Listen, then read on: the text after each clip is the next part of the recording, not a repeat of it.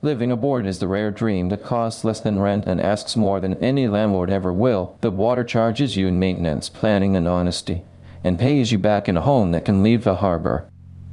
This is the sober briefing. In the next few minutes, why the right boat is smaller than the one you dream of, the real monthly number, how storage actually works in 10 meters, the systems that make a hull a home, and the 3 ways to park a floating house. The Liveaboard trap is buying the boat for the life you imagine hosting, not the life you will live. Bigger means more berth fees, more surfaces to maintain, more systems to fail, and every meter of length is a multiplier, not an addition.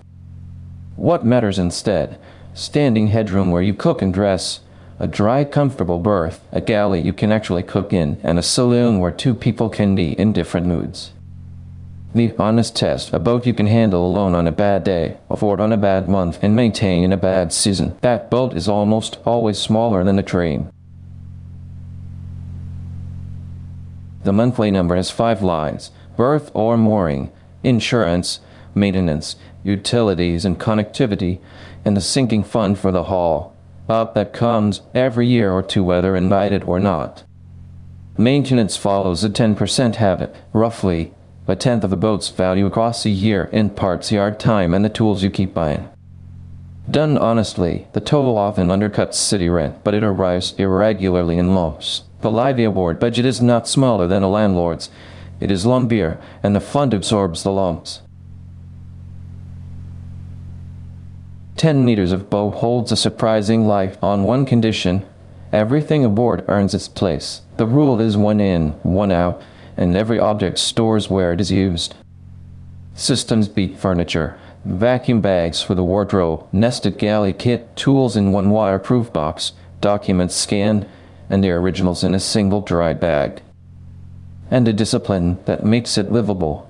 The boat resets every night. The small space that is tidy feels generous. The same space untidy feels like a locker you sleep in.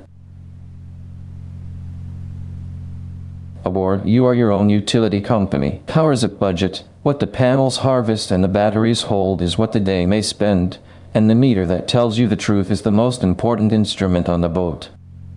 Water is carried, watched and rationed with grace.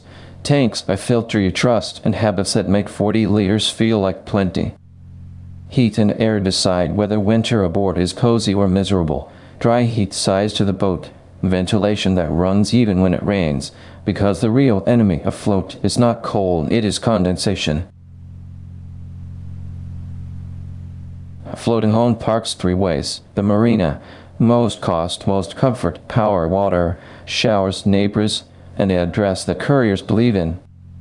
The mooring buoy, a fraction of the price, a dinghy ride to everything, and a life measured by the weather window. The anchor, nearly free, fully self-reliant, and a commitment to watching the sky like a professional.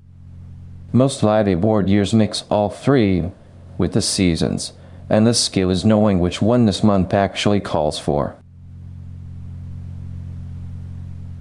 Put the first year on 1 page, months 1 to 3. Move aboard in the gentle season, learn the boat systems 1 by 1. Keep the storage discipline from day 1. Months 4 to 8.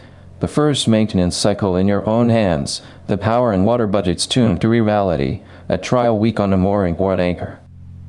By the year's end, a haul, out survive, a winter managed dry and warm, and a home that costs what you predicted. That is the old game, a dream that balances its boats. That page expanded honestly is the boat Liveaboard sailing for beginners, choosing the boat, the budget, storage, systems, moorings in the first year afloat, written for the move nobody briefs you on. The link is in the description alongside the rest of the Talor Press boating library. Buy the smaller boat, keep the fun honest, and welcome home.